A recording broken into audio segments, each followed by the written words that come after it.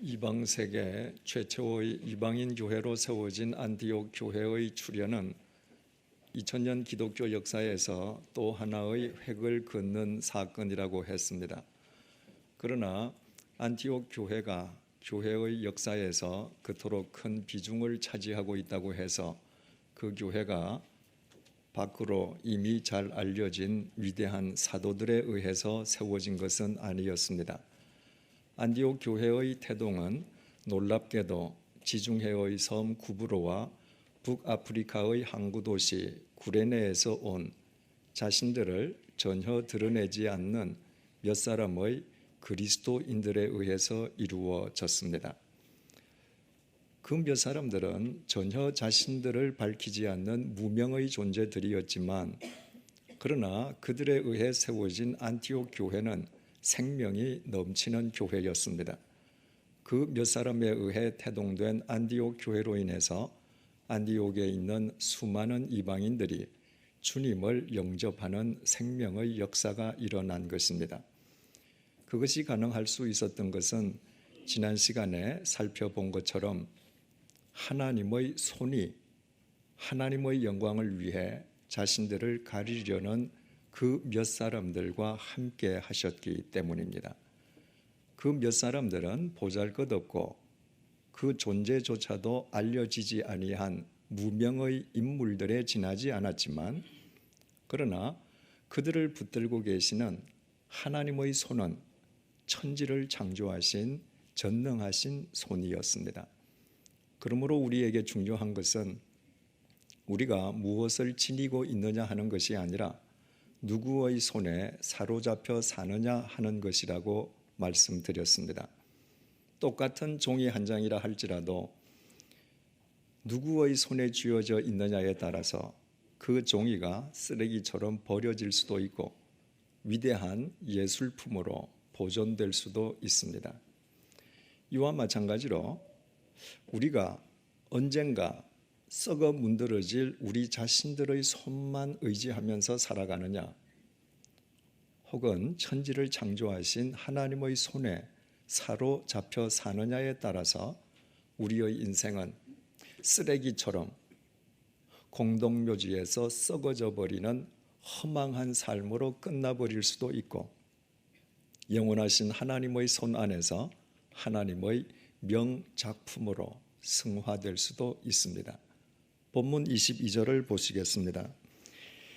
예루살렘 교회가 이 사람들의 소문을 듣고 바나바를 안디옥까지 보내니 이방 세계에서 생명의 역사를 일으키고 있는 안디옥 교회의 소문은 480km나 떨어져 있는 예루살렘 모 교회에도 전해졌습니다.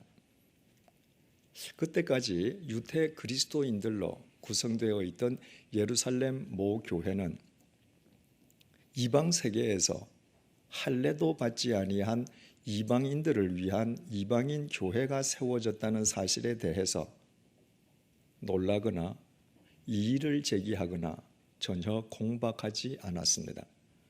그들은 가이사랴의 이방인 고넬료 일행에게 복음을 전하고 세례까지 베풀었던 베드로를 통해서 하나님의 구원은 할례 받지 아니한 이방인까지도 포함하고 있다는 사실을 이미 잘 알고 있었기 때문입니다.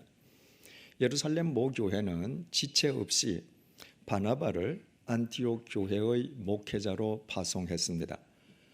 바나바 개인에 대해서는 다음 주일에 상세하게 살펴보도록 하겠습니다. 본문 23절의 증언입니다. 그가 이르러 하나님의 은혜를 보고 기뻐하여 모든 사람에게 굳건한 마음으로 주와 함께 머물러 있으라 권하니 안디옥에 이른 바나바는 하나님께서 이방인들에게 베풀어 주신 은혜를 확인하고 감격해하면서 안디옥 교회 교인들에게 굳건한 마음으로 주와 함께 머물러 있기를 권했습니다. 우리말 권하다로 번역된 헬라어 동사 파라칼레오가 원문에는 미완료형으로 기록되어 있습니다. 헬라어 문법상 미완료형은 계속과 반복의 동작을 뜻합니다. 즉 바나바는 안디옥 교회 교인들에게 굳건한 마음으로 주와 함께 머물러 있으라는 말을 단 한 번 권한 것이 아니라 기회가 있을 때마다 그렇게 권면한 것이었습니다.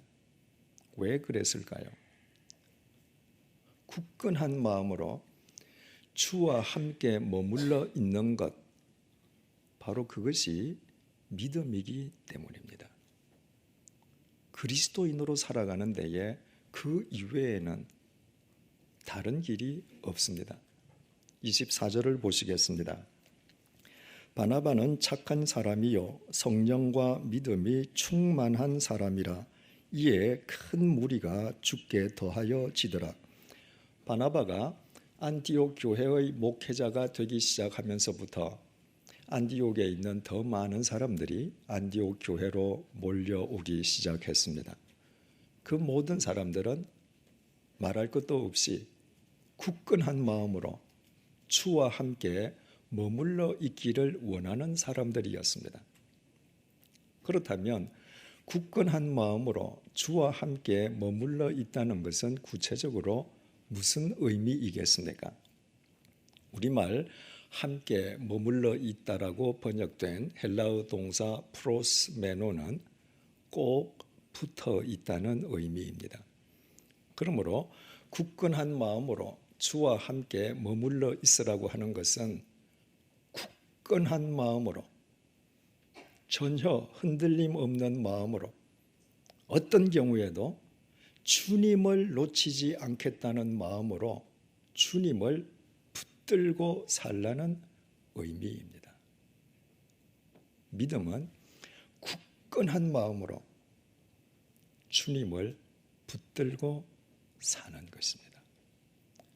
주님을 믿는다고 하면서도 그 마음이 주님을 굳건하게 붙들려 하지 않는다면 그는 결코 자기 욕망을 쫓아 살려는 자기 자신을 넘어설 수가 없습니다.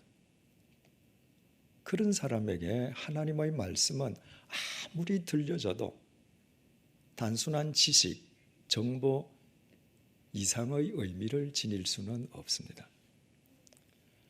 굳건한 마음으로 주님께 붙어 있는 사람만 참다운 하나님의 자녀, 진정한 그리스도인으로 살 수 있습니다.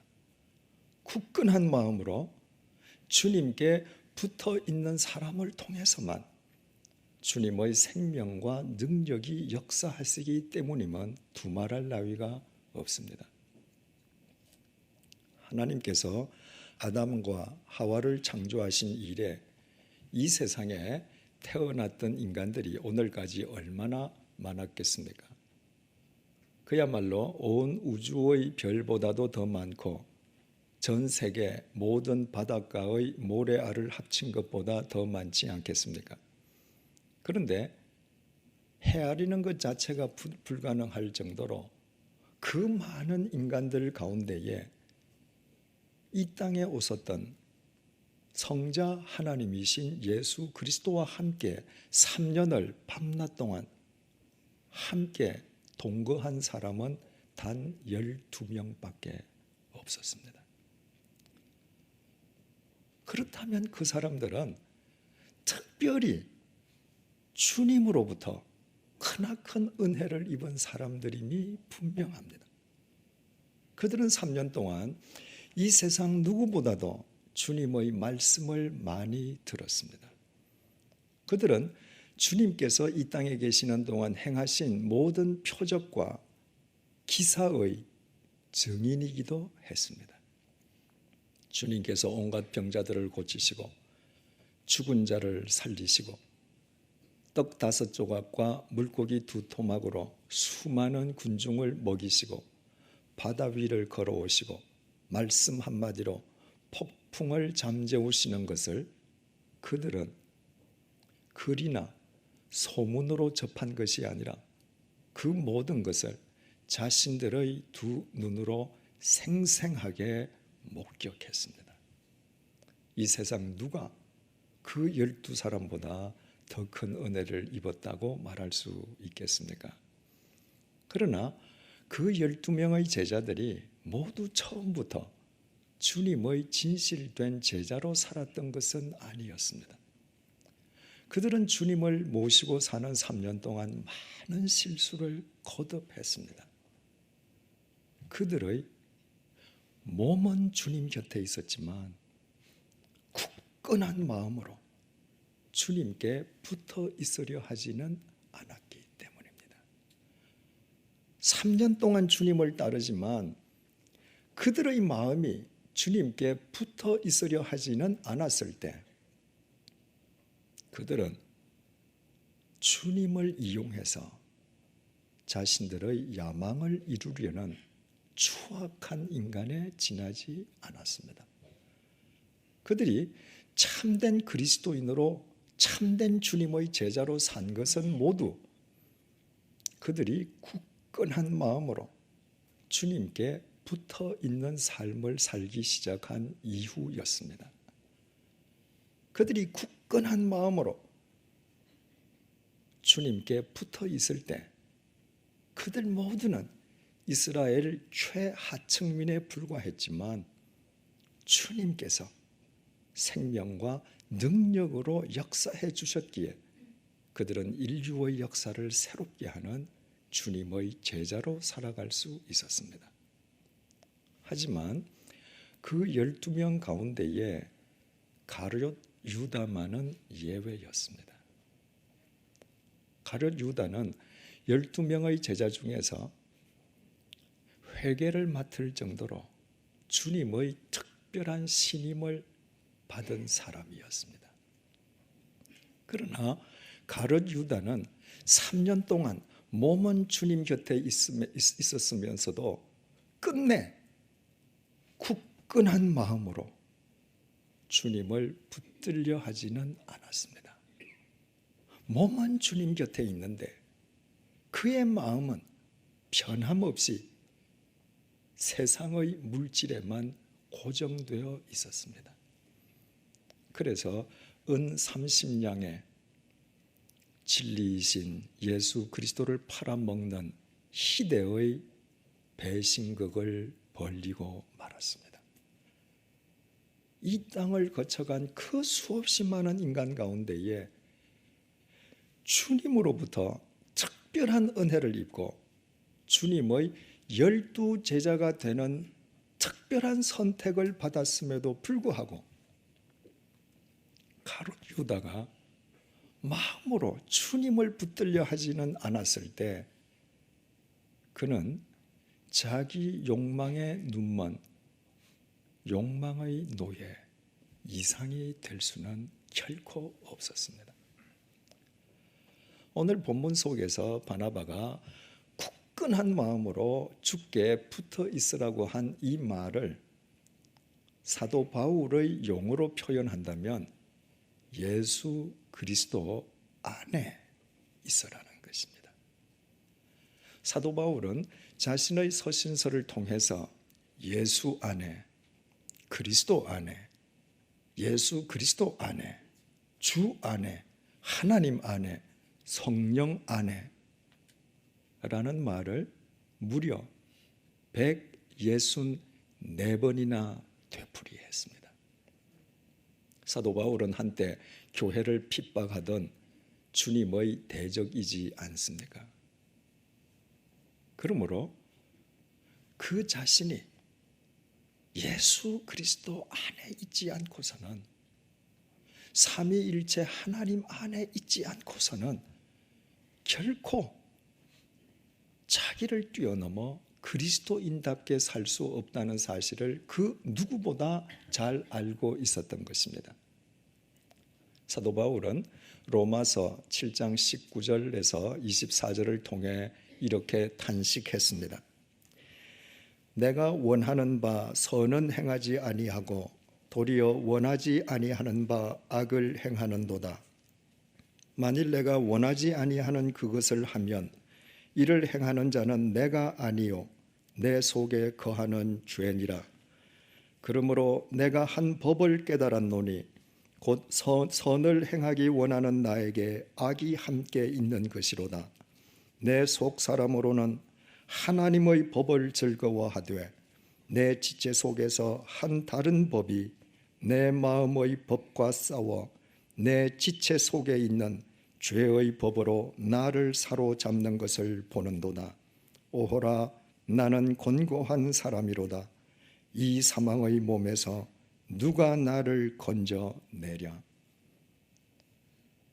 사도 바울이 여전히 죄와 악의 노예로 살고 싶어하는 자기 자신과 주님의 말씀대로 살기를 원하는 자기 자신 사이에 싸움이 벌어지고 있음을 토로한 것입니다. 그리고 사도 바울은 오직 예수 그리스도 안에서만 예수 그리스도를 힘입어 그 싸움에서 이길 수 있다는 사실도 정확하게 알고 있었습니다. 그래서 이 사망의 몸에서 누가 나를 건져주겠느냐고 탄식했던 사도 바울은 곧 이어서 로마서 8장 1절 2절을 통해 주님을 이렇게 찬양하고 있습니다. 그러므로 이제 그리스도 예수 안에 있는 자에게는 결코 정죄함이 없나니 이는 그리스도 예수 안에 있는 생명의 성령의 법이 죄와 사망의 법에서 너를 해방하였음이니라. 누구든지 예수 그리스도 안에 있기만 하면 예수 그리스도의 생명과 능력을 힘입어 죄와 사망의 올무에서 벗어나 참다운 그리스도인으로 살아갈 수 있습니다. 오직 예수 그리스도 안에서만 가능합니다. 예수 그리스도 밖에서는 절대로 불가능합니다. 위대한 사도 바울마저도 굳건한 마음으로 주님께 붙어 있으므로 오직 말씀과 기도로 예수 그리스도 안에 거함으로 자신과의 싸움에서 이길 수 있었습니다. 위대한 사도 바울이 그랬다면 하물며 우리 같은 인간이야 두말해 무엇하겠습니까? 한 여성도님의 간증을 그분의 허락하에 전해드립니다. 그 성도님이 최근에 세일 매장을 찾아가서 49,000원짜리 바지와 만원짜리 바지를 선택했습니다. 그리고 계산대 위에 올려두었습니다. 계산을 담당하는 젊은 직원이 49,000원짜리 바지의 가격표를 제대로 읽지 못했습니다. 그 젊은 직원은 동료 직원에게 이 바지가 얼마냐고 물었고 그 동료는 10,000원이라고 대답을 했습니다. 그 순간에 여성도님이 그건 49,000원짜리인데요 라고 말을 하려다가 꿀꺽 그 말을 삼켰습니다. 진실을 밝히기보다는 순식간에 얻게 된 39,000원의 유혹이 더 컸기 때문입니다. 젊은 여직원이 그 바지를 정리해서 쇼핑백에 넣을 때까지 아니 그래도 내가 그리스도인인데 지금 뭘 하지? 이런 생각이 들긴 했지만 그 생각도 꾹 눌렀습니다. 계산이 다 끝난 뒤엔 곧장 매장에서 나오지 않고 다시 다른 물건을 고르려는 것처럼 매장에서 한동안 서성였습니다. 만약에 그 시간 동안 직원이 자기 잘못을 깨닫고 차액을 요구하면 되돌려주지만 직원에게 기회를 주었음에도 불구하고 끝내 직원이 자기 실수를 모른다면 꺼리낌 없이 차액을 착복하기 위함이었습니다. 이를테면 크리스찬으로서 39,000원이라는 차액을 양심에 거리낌 없이 가지려고 자기 나름대로 알리바이를 만드는 것이었습니다. 꽤 시간이 흘렀는데도 여직원이 자기 실수를 알지 못했습니다. 교우님은 결심하고 매장을 나섰습니다. 그런데 매장을 나서는 순식간에 39,000원을 벌었다는 기쁨보다도 누군가가 자기를 끌어당기는 것 같은 마음으로 마음이 마냥 무겁기만 했습니다. 저녁에 귀가한 남편에게 낮에 세일 매장에서 있었던 이야기를 슬쩍 흘렸더니 남편이 당신이 그러고서도 예수를 믿는 사람이냐고 질책했습니다. 그날 밤은 금요일 밤이었습니다.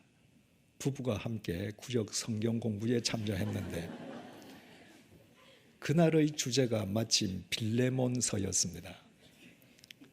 빌레몬서는 사도 바울이 주인 빌레몬의 돈을 훔쳐 도망간 오네시모에게 주인을 찾아가서 회개할 것을 명령하고 주인 빌레몬에게는 혹 오네시모가 와서 자기 잘못을 회개하면 용서해 줄 것을 촉구하는 내용입니다. 그 교우님은 그 하나님의 말씀 앞에서 구역 식구들에게 낮에 매장에서 자신이 무슨 일을 저질렀는지, 자신이 얼마나 형편없는 그리스도인지를 고백했습니다. 그리고 이튿날 세일 매장을 다시 찾아갔습니다. 그날은 그 전날 실수한 젊은 직원이 보이지 않았습니다. 마침 매장에 나와 있는 사장님을 만나서 자초지종을 설명한 뒤에 차액 39,000원을 되돌려드렸습니다. 사장님이 오히려 그 교우님에게 크게 감사하면서 감사의 선물을 주려고 했습니다. 교우님은 자신이 한 짓은 절대로 선물을 받을 행동이 아니라며 극구 그 선물을 사양하고 매장을 나섰습니다. 그런데 이상한 일이었습니다. 그 전날 39,000원의 부당한 이득을 취했을 때에는 누군가가 뒷덜미를 끌어당기는 것처럼 마음이 무겁기만 했는데 그 돈을 되돌려주고 매장을 나설 때에는 마치 마음이 날아오를 듯이 기쁘기만 했습니다. 그 교우님은 굳건한 마음으로 주님께 붙어 있는 믿음을 회복함으로 부당하게 얻은 39,000원을 착복하려는 자신과의 싸움에서 이겼습니다. 그 교우님께서 그렇게 살아가는 한 앞으로도 계속 자신과의 싸움에서 이기게 될 것입니다. 그래서 그 교우님의 간증은 눈부시도록 아름답고 감동적입니다. 그 교우님은 우리 그리스도인들에게 가장 간단하면서도 기본적이고 동시에 가장 중요한 사실을 일깨워주고 있기 때문입니다. 우리가 굳건한 마음으로 주님께 붙어 있을 때에만 향기로운 아름다운 그리스도인으로 살아갈 수 있다는 것입니다. 저는 목사입니다. 제가 주일마다 이 단상에서 설교를 하고 화요일 새신자반 공부, 수요 성경 공부를 인도하는 것은 제가 목사이기 때문입니다. 그런데 목사인 제가 굳건한 마음으로 주님께 붙어 있지 않는다면 단지 제 호칭이 목사라고 해서 야망을 쫓고 싶어 하는 제 자신과의 싸움에서 이길 수 있겠습니까? 그래서는 하나님과 목사라는 직책과 하나님의 말씀을 이용해서 제 자신의 야망을 추구하는 추악한 장사꾼이 될 뿐이지 않겠습니까? 제가 굳건한 마음으로 주님께 붙어 있을 때에만 제 자신을 이기고 한 명의 참된 그리스도인으로 목사의 직분을 감당할 수 있지 않겠습니까? 안티옥 교회가 2000년 교회 역사에서 또 하나의 획을 긋는 사건으로 간주되는 이유 중의 하나가 안티옥 교회 교인들이 이 세상에서 최초로 그리스도인이라고 불린 사람들이기 때문이라고 했습니다. 그리스도인이란 그리스도를 쫓는 사람, 그리스도를 닮은 사람, 작은 그리스도, 이런 뜻입니다. 그런데 이 용어가 안디옥 교회가 생기기 전까지는 이 세상에 존재하지 않았습니다. 안디옥 교회 교인들이 얼마나 주님을 철저하게 쫓았으면, 얼마나 그리스도를 닮는 삶을 살았으면 세상 사람들이 이 세상에 존재하지도 않는 말을 만들어 그들을 그리스도인들이라고 불렀겠습니까? 안디옥 교회 교인들에게 그것이 가능할 수 있었던 것은 그들이 모두 굳건한 마음으로 주님께 붙어 있으므로 매사 자신과의 싸움에서 이기는 참된 그리스도인의 삶을 살았기 때문입니다. 그래서 세상 사람들은 자신들이 흉내조차 낼 수 없는 삶을 살아가는 그들을 보고 그리스도를 닮은 그리스도인이라고 말하지 않을 수 없었던 것입니다. 믿음은 굳건한 마음으로 주님께 붙어 있는 것입니다. 오직 기도와 말씀으로 예수 그리스도 안에서 살아가는 것입니다. 그렇게 함으로써만 우리는 이 세상에서 매 순간 자기와의 싸움에서 이기면서 참된 그리스도인으로 영원한 삶을 살아갈 수 있습니다. 그렇다면 이제 우리 각자 우리 자신들의 삶을 한번 되돌아보십시다. 우리는 어떤 삶을 살고 있습니까?